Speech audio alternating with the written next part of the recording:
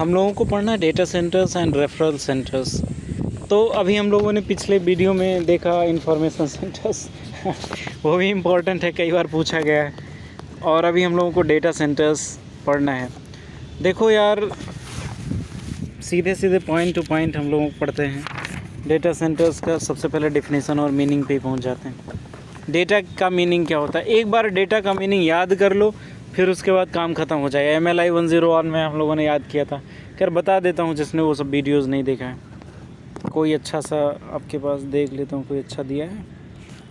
हाँ, ये बढ़िया थोड़ा लग रहा है। The term data refers to individual fact, statistics and piece of information और group facts. Statistics are like data में भी describe a discrete and unorganised piece of information. तो ये सब ऐसा कुछ लिख सकते हो, ठीक है। डेटा का मतलब होता है गिवन, ठीक है, कुछ भी दिया हुआ, सिर्फ गिवन अर्थ में बता रहा हूँ, गिवन सिनोनिम्स। चलो, तो डेटा सेंटर्स पे अब हम लोगों को जाना है। ये ज़्यादा ही PhD करा दिए हैं डेटा पे। तो डेटा मुझे नहीं लगता कि सिर्फ डेटा पूछा जाएगा। डेटा का इंपॉर्टेंट रोल वगैरह अगर पूछा जाए तो आप बता दोगे। एक यार यहाँ पे इंफॉर्मेशन दिया हुआ है, तुम लोग याद करोगे? ये देखो, ये जो कोड डेटा है ना, committee and data for science and technology, उसको याद करना। देखो आज MLI 101 में देखो कोड डेटा इसमें आया था ना, साइंस। इसने ही, इसी दुष्ट ने बनाया था 6 कैटेगरी ऑफ साइंस वाला, और पूछा गया था यही कोड डेटा था। सबसे पहले क्वेश्चन पूछा गया, और इस तरह से क्वेश्चन उसने पूछा था कि मैं भी कंफ्यूज हो गया। इस क्वेश्चन को मैंने सबसे लास्ट में किया, जब मुझे ध्यान आया तो मुझे लगा कि यही होगा पूरी तरीके से। उसके क्वेश्चन पूछने का तरीका अलग था बिल्कुल यार। तो इम्पॉर्टेंट रोल क्या होता है डेटा, आपको जानते ही हो कि क्या इम्पोर्टेंट होता है। एक तो न्यूज़ रिसर्चेस के लिए इम्पोर्टेंट होता है, इवेल्यूशन के लिए इम्पोर्टेंट होता है। कैरेक्टरिस्टिक्स, ये देखो कई बार ये वाला जो सेंटेंस है ना, ये दे देता है, डेटा इज़ लाइक विश्वरूपम, विश्वरूप दर्शन इन द यूनिवर्स। ये CNR राव ना, इन्होंने दिया था कि इन्होंने बोला जो डेटा होता है वो पूरे ब्रह्मांड का विश्वरूप दर्शन करने के लिए होता है, विश्वरूप दर्शन। इसको थोड़ा सा, इस पैराग्राफ को मैं पूरा पढ़ने वाला हूँ, और एक एक चीज़, क्योंकि यार बहुत इम्पोर्टेंट है। ये 1-2 बार पूछा गया है विश्वरूप दर्शन वाला, अगर किसी ने एनालिसिस किया होगा प्रीवियस ईयर क्वेश्चन पेपर्स। तो CNR राव बोलते हैं डेटा इज़ लाइक विश्वरूप दर्शन is in the universe. For example solar eclipse is useful data. जैसे सूर्य ग्रहण जो होता है वो बहुत महत्वपूर्ण डेटा होता है। And it has several characteristics and manifestations. इसके पास ढेर सारे चरित्र और मैनिफेस्टेशंस होते हैं। Which astronomers, astrologist would like to record first event then the repercussions of the event. तो काफ़ी ज़्यादा हेल्पफुल होता है।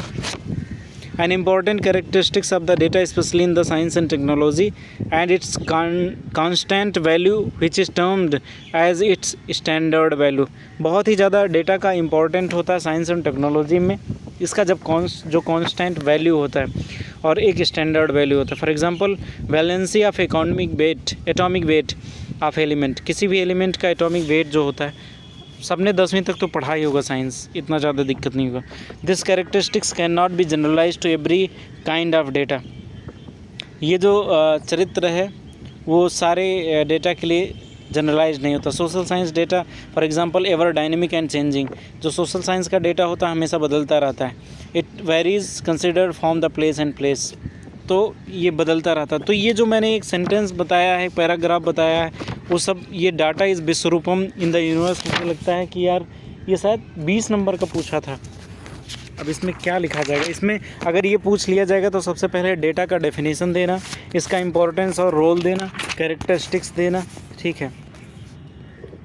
और उसके बाद डेटा जनरेशन कैसे होता है, कंपाइलेशन कैसे होता है, ये सारी चीज़ें, जनरेट कैसे होता है डेटा पैदा कैसे हो रहा है।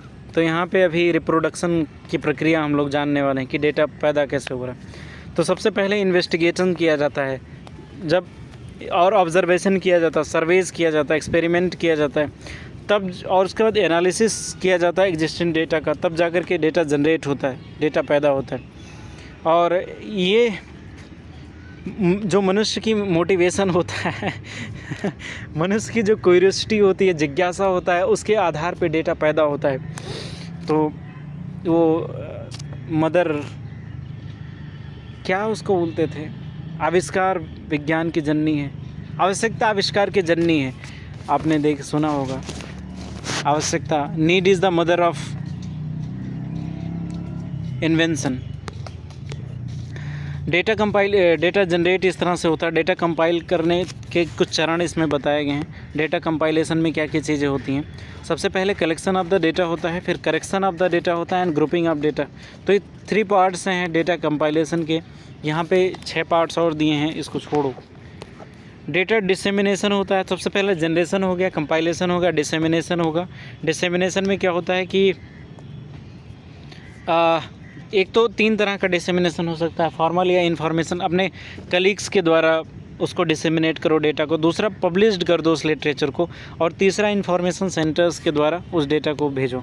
तो ये डेटा के बारे में इन्होंने PhD कराने की पूरी सोच रखी थी। तो डेटा के बारे में कभी भी किसी भी पेपर में क्वेश्चन आ सकता है, इसलिए मैंने इसको पढ़ दिया।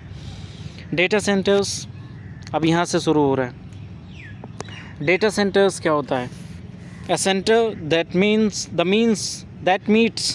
the user potential need for data obtained from various sources। जो सेंटर होता है वो यूज़र को जो भी डेटा चाहिए होता है वो उसको प्रोवाइड करता है। सिंपल सी चीज़ हम लोग IAC में पढ़ेंगे इंफॉर्मेशन एनालिसिस सेंटर में कि डेटा कंपाइलेशन क्या होता है, डेटा एवेल्यूएशन क्या होता है, डेटा डिसेमिनेशन क्या होता है। यूनेस्को चाचा बताते हैं कि data center as an organization handling quantitative numerical data. सिर्फ इन्होंने न्यूमेरिकल डेटा बोला। और डेटा सेंटर और डेटा बैंक, इसमें किसी दोस्त ने पूछा भी था। डेटा सेंटर क्या होता है कि जो लोग डेटा को स्टोर करते हैं और डेटा को स्टोर करने के बाद अगर यूज़र को ज़रूरत होती है तो डेटा को वो प्रोवाइड भी करते हैं। सिर्फ डेटा को स्टोर ही नहीं करते, डेटा प्रोवाइड भी करते हैं, ठीक है।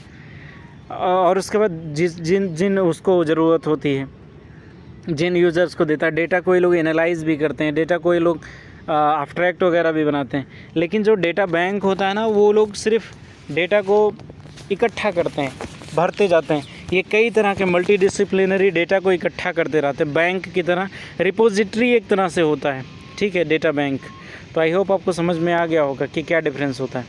Data centres and data bank have sub differences although sometimes they are considered synonyms. कई बार ऐसा बोला जाता है कि ऐसा लगता है कि ये सिनोनिम्स है, लेकिन ये थोड़ा सा अलग होता है उसी चीज़ में कि ये किस तरीके से हैंडलिंग करते हैं। जैसे data centre handle only numerical data pertaining in science and technology with physical and chemical properties. जैसे अगर साइंस और टेक्नोलॉजी का लिया जाए तो डेटा सेंटर क्या करेगा, उसके न्यूमेरिकल वैल्यू को हैंडल करता है। Another point, the difference data center and data bank is the former handle database themselves and the literature concerning with the while later handle data। ये सब चीज़ें इन्होंने बता रखा है। देखो यार, डेटा सेंटर का स्ट्रक्चर किस तरह से होता है। डेटा सेंटर में 3 चीज़ें होती हैं। अब देखो क्या क्या, पहली चीज़ डेटा बेस होगा तभी तो डेटा सेंटर कहलाएगा। तो कलेक्शन ऑफ डेटा कलेक्शन होता है। दूसरी चीज़ है connection with the data source with periodically update and database. Data source के साथ भी इसका कनेक्शन होता है। तीसरा यूजर्स, जिनको डेटा की ज़रूरत होती है, तो ये इन दोनों का कनेक्शन होता है। इसमें एरो नहीं बना हुआ, तो डेटा यूज़र का भी एरो जो है डेटा सेंटर की ओर बना है। तो डेटा सेंटर और डेटा यूज़र ये दोनों इस डेटा सेंटर की बेटा और बेटी है, ठीक है, बेटा और बेटी हैं। तो ये दोनों का कनेक्शन एक ही माँ से है डेटा सेंटर से, डेटा सोर्स और डेटा यूज़र का। तो इसमें तीनों चीज़ें हो गई। और अगला हम लोग फंक्शंस देख लेते हैं। डेटा, ये देखो एक और भी अच्छी चीज़ बताई, इसका ऑर्गेनाइजेशन कैसे होता है। तो सबसे पहले डेटा इसमें जनरेट किया जाता है, फिर ये जो डेटा जनरेट होता है वो डेटा सेंटर के पास आता है। डेटा सेंटर 3 चीज़ें करता है, एक्विजिशन, प्रोसेसिंग और आउटपुट। लाइब्रेरी में आपने खूब किया होगा। और फिर ये यूज़र तक पहुंचाता है। देखो यार, फंक्शंस इसमें ढेर सारा दिया हुआ है, लेकिन हमें जितना याद हो उतने फंक्शंस करना चाहिए। देखो सबसे पहले इसमें डेटा कलेक्ट करता है, ये कंट्रोल करता है, कोडिंग करता है, स्टोर करता है, इनकोडिंग करता है, डिसेमिनेट करता है। जैसे वो सैनन और बीवर ने बोला था ना कि इन्फॉर्मेशन जो है मैसेज सेंडर से लेकर के डेस्टिनेशन तक पहुंचता है, वैसे ही इसमें भी है फंक्शंस। अगला है यार देखो सर्विसेज इनका क्या क्या होता है। सर्विसेज ये लोग क्या देते हैं, 2 सर्विसेज देते हैं। एक तो answers to the user queries, ये यूज़र के क्वेरीज़ का आंसर देते हैं और सप्लाई करते हैं प्रोसेस्ड या सिंथेसाइज्ड डेटा का ये लोग प्रोवाइड करते हैं। डेटा सेंटर्स के टाइप्स यहाँ पे अब बता रहे हैं। अभी तक तो डेटा सेंटर्स के फंक्शन वगैरह के हैं, टाइप्स क्या क्या होते हैं। 3 टाइप के होते हैं। डेटा इवेल्युएशन सेंटर होता है, डेटा डिसेमिनेशन सेंटर होता है, डेटा रेफरल सेंटर होता है। डेटा इवेल्युएशन सेंटर से नाम ही सही पता चला है। देखो डेटा इवेल्युएशन सेंटर क्या करता है, includes organization which generates critical data. The basic function of DEC is compile, process and evaluate data in specialized area. ये कंपाइल करता है, प्रोसेस करता है और इवेल्युएट करता है स्पेशलाइज्ड एरिया को। देखो यहाँ पे दिया है DEC, DRC और यूज़र। इसमें देखो 3 चीज़ें हो सकती हैं, या तो जो डेटा इवेल्युएट करता है वो फिर उसके बाद किसको भेजे, रेफरल सेंटर को भेजे, फिर ये यूज़र तक पहुँचे, या जो इवेल्युएट करता है वो DDC को भेजे, मतलब डेटा डिसेमिनेशन सेंटर को भेजे, फिर यूज़र को भेजे। या ऐसा हो सकता है कि यूज़र डायरेक्ट DEC से डेटा ले सकता है। तो 3 प्रोबेबिलिटी हो सकती हैं, ठीक है, 3 अप्रोचेज हो सकती हैं। तो डेटा डिसेमिनेशन सेंटर क्या होता है आप जानते हो, डिसेमिनेट करना मतलब DDC एट लोकल लेवल, मतलब डेटा को यूज़र तक पहुंचाना, फैलाना किसी तरीके से, ठीक है। इन्होंने पता नहीं क्या PhD कर रखी है इसमें। DEC जो है वो 3 तरह का होता है, स्पेक्ट्रोकॉपी, थर्मोकॉपी, केमिकल काइनेटिक्स, ये वो फलाना ढमाका। सिर्फ एक DDC आप लिखना, वो लोकल DDC में, लोकल DDC फिर यूज़र तक पहुंच जाएगा, बस इतना ही। इन्होंने पता नहीं क्या रख रखा है। देखो लोकल DDC कौन कौन से सर्विसेज देते हैं, इसको हम लोग देखते हैं। ये लोकल और ग्लोबल DDC 2 तरह का DDC है। लोकल मतलब ऐसा जो डेटा डिसेमिनेट करते हैं जो हमारे आसपास में हो, और ग्लोबल मतलब जो अंतर्राष्ट्रीय स्तर पे हो।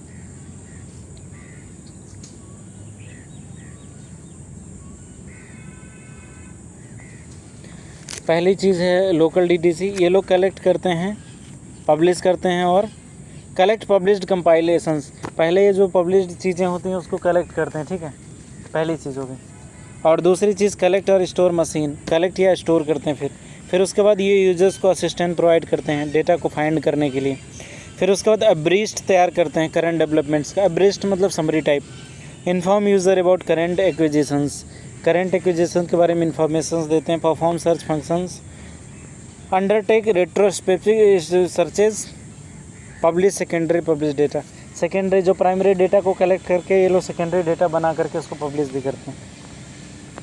देखो यार ग्लोबल DDC वो जाकर के पहाड़ नहीं खोदने लगेंगे, वो भी वही काम करते हैं, स्टोर करते हैं डेटा को, कॉम्प्रहेंसिव करते हैं, डिसेमिनेट करते हैं। लोकल DDC करते हैं। DRC ऐसा नहीं है कि जो अमेरिका का लाइब्रेरी होगा वो कुछ और काम करेगा और इंडिया का कुछ और करेगा। कुछ लोग अमेरिकन लाइब्रेरी के वीडियो भेज करके चिढ़ाते हैं, लेकिन काम सारे वही करते हैं, एक्विजिशन, स्टोर, डिसेमिनेट वगैरह। फिर उसके बाद देखो यहाँ पे इन्होंने इतना कॉम्प्लेक्स इसको बना रखा है नहीं कॉम्प्लेक्स। उसमें इसको GDDC बोलते हैं, जो ग्लोबल DDC होता है, डिसेमिनेशन सेंटर। ये सीधे जाता है DRC के पास, उसके बाद यूज़र तक सीधे आप कर सकते हो। इतना कॉम्प्लेक्स फिगर ना तो आपको याद रहेगा, ना तो उसमें कोई एरो गड़बड़ होगा। वो एग्जामिनर जो होगा पागल हो जाएगा अगर आपने ये फिगर बना दिया। हालांकि ये खूबसूरत फिगर है, बहुत अच्छे से बनाया हुआ। इसमें इनपुट आउटपुट बहुत चीज़ें हैं, आप देख रहे होंगे। फंक्शंस क्या होते हैं DRC का, वही चीज़ यार, कलेक्ट करते हैं इन्फॉर्मेशन को, फिर उसके बाद कंप्रहेंसिव चीज़ें प्रिपेयर करते हैं, उसके बाद अप्रोप्रिएट सोर्स से यूज़र को गाइड करते हैं। कितनी बार एक ही चीज़ बोल रखा है। तो ये टाइप्स हम लोगों ने पढ़ लिया, ठीक है। देखो यार ये जो कोड डेटा है ना, ये कई बार पूछा जा चुका शॉर्ट में। तो नेक्स्ट वीडियो में हम लोग कोड डेटा के बारे में पढ़ लेंगे। थोड़ा मैं पानी वानी पी लूँ।